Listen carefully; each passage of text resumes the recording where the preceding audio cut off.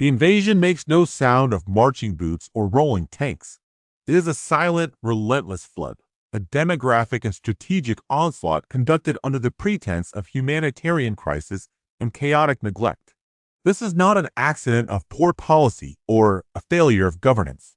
It is a deliberate act of unarmed warfare, a methodical campaign to overwhelm, transform, and ultimately dismantle the United States from within by exploiting its own laws and decency as weapons against it. The open border is not a symbol of compassion but a breached frontier, and every individual crossing it is a living, breathing round fired in a war of societal destruction where the ultimate objective is not territory, but the very soul and sovereignty of the nation.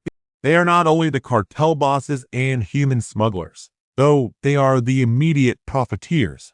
The true architects sit in corporate boardrooms, in political backrooms, and in the halls of globalist think tanks.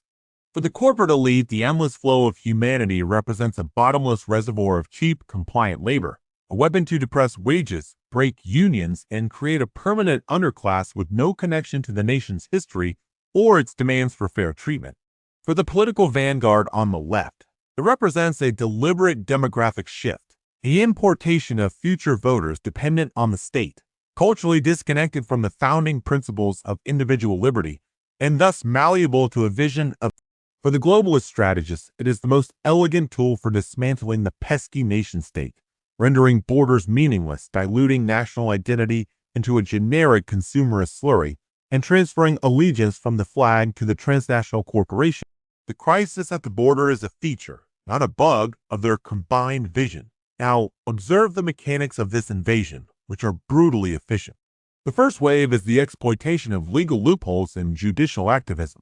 The phrase, catch and release, is a military term turned inside out. Instead of detaining and deporting, the system captures and disseminates. By flooding the immigration courts with millions of cases, the system guarantees de facto amnesty through attrition, as cases take years to adjudicate. The credible fear standard for asylum has been stretched beyond recognitions, becoming a password rather than a genuine test.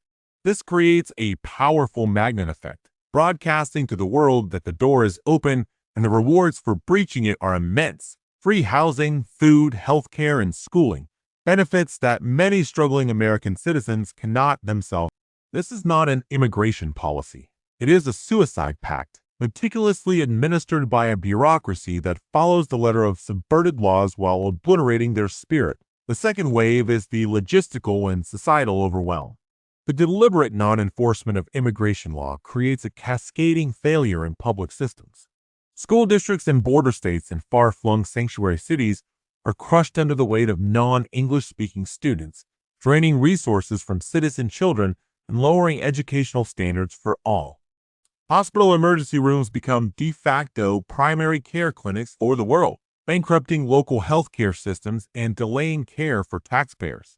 Municipal budgets are gutted to provide shelter and social services, leading to tax hikes on an already strained middle class and the degradation of public spaces. The goal is not to integrate, but to submerge, to stretch the social fabric so thin that it tears, creating widespread resentment, chaos, and a cry for order that the architects will then use to justify even more centralized control. The invasion does not conquer, it exhausts, it bankrupts, and it demoralizes. This leads to the third and most devastating wave, the erosion of the rule of law itself. When a government deliberately refuses to enforce its own sovereign laws at the border, it teaches a profound lesson to every citizen, that the law is arbitrary, political, and does not apply equally.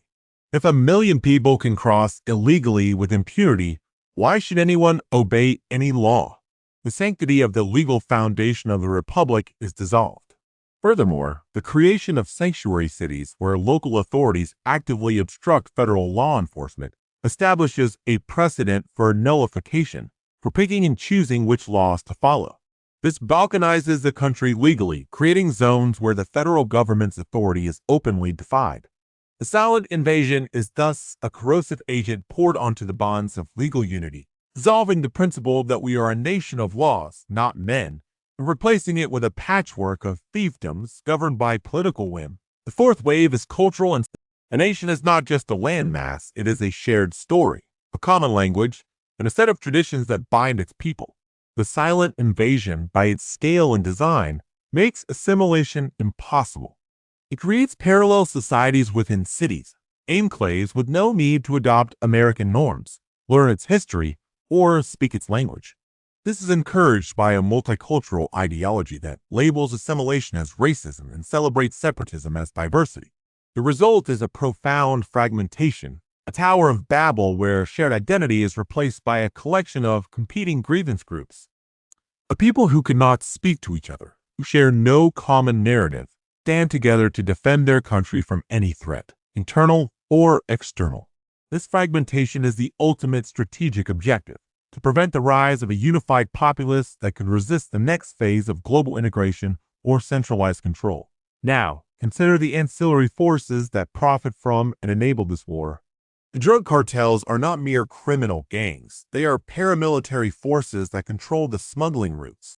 They use the chaos of the migrant crisis as camouflage, flooding the country with fentanyl, a weapon of mass destruction that kills over 100,000 Americans a year. This is a dual-front attack, a demographic assault alongside a chemical one, both flowing across the same undefended border. Human trafficking, a modern form of slavery, operates with similar impunity. The suffering of the migrants themselves is not a bug in the system. It is a necessary fuel for the narrative machine, providing heartbreaking images used to guilt the American public into accepting ever greater levels of invasion and ever more restrictive controls on the. The language is meticulously controlled. The word invasion is banned, replaced with migration surge or asylum seekers. Images of overwhelming crowds are downplayed, while stories focus on individual tales of hardship, designed to trigger emotional responses that bypass rational consideration of national security and sovereignty. Any attempt to discuss the strategic implications, the cost, or the law is framed as heartless, racist, and xenophobic. The media does not report on the war. It manages the perception of it, ensuring the populace sees only victims and never soldiers in a hostile action, and that the defenders of the border are portrayed as the villains. The endgame of this silent war is the goal is a nation stripped of its unique identity, its constitutional sovereignty rendered moot by sheer demographic and cultural weight. It is to create a permanently divided, malleable population, a cheap labor reservoir for global capital, in a territory so legally and culturally confused it can be seamlessly integrated into a post-national order. The border crisis is the opening salvo in a battle for existence, a war fought not with missiles but with mothers and children, not with declarations but with decrees from NGOs, not with courage but with calculated guilt. The fences are down not because we cannot build them, but because a powerful faction within the nation's own ruling class wants them down. They are not incompetent. They are complicit.